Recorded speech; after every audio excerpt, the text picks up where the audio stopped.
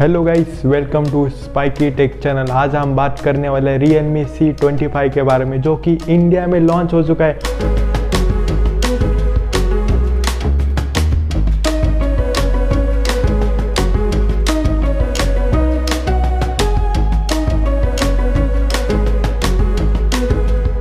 उसकी डिटेल जानेंगे, उसमें आपको क्या इस बार नया दिया, सब कुछ जानेंगे।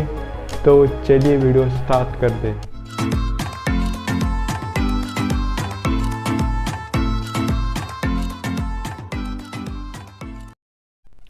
Realme C25 का डिस्प्ले देखें तो आपको इसमें 6.5 इंच का IPS LCD डिस्प्ले मिलता है, जो कि एक नॉर्मल डिस्प्ले और प्राइस के हिसाब से सही भी हम कह सकते हैं। इसमें आपको कोई भी 90 हर्ट या फिर 120 हर्ट वाला डिस्प्ले नहीं मिलता, और इसमें आपको मिलेगा भी नहीं, क्योंकि ये बजट प्राइस वाला फ़ोन है। तो डिस्प्ले वाइज हम इसे ठीक ठाक फ़ोन कह सकते हैं।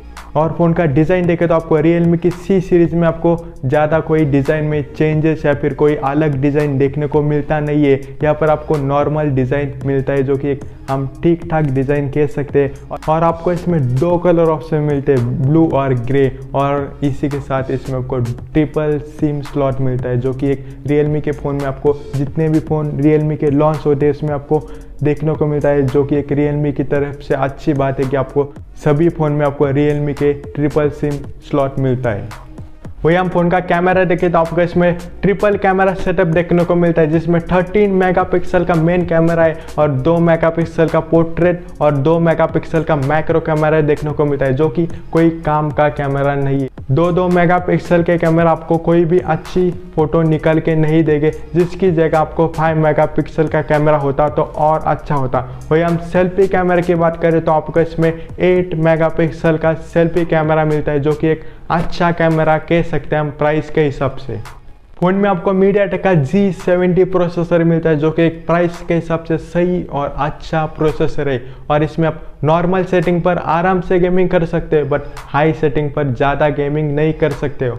और फ़ोन का डेली यूज़ और नॉर्मल यूज़ की बात करें तो आप इसमें नॉर्मल यूज़ आराम से कर सकते हो, कोई भी आपको लैग नहीं आएगा। ओवरऑल प्रोसेसर वाइज फ़ोन अच्छा आपको मिलता है।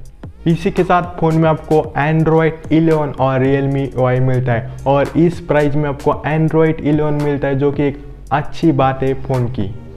फ़ोन की कनेक्टिविटी देखें तो आपको dual 4G volt wifi calling, dual wifi band और ब्लूटूथ 5.0, और इसी के साथ इसमें आपको पीछे फिंगरप्रिंट स्कैनर मिलता है, जो कि एक अच्छी बात है। प्राइस के हिसाब से आपको फिंगरप्रिंट मिलता है।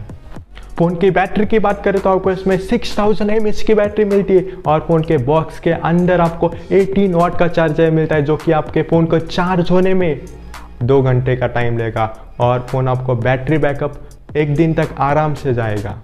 और फ़ोन के वेरिएंट और प्राइस की बात करें तो आपको इसमें स्टार्टिंग वेरिएंट 4GB 64GB वाला वेरिएंट आपको 9999 को मिलता है। और फ़ोन के नेक्स्ट वेरिएंट की बात करें तो आपको इसमें रैम वही मिलती है, बट आपको यहाँ पर स्टोरेज ज़्यादा मिलती है, जो कि 128 वाली होने वाली है स्टोरेज। और इसकी प्राइस की बात करें तो आपको इसमें 10,999 प्राइस होने वाली है।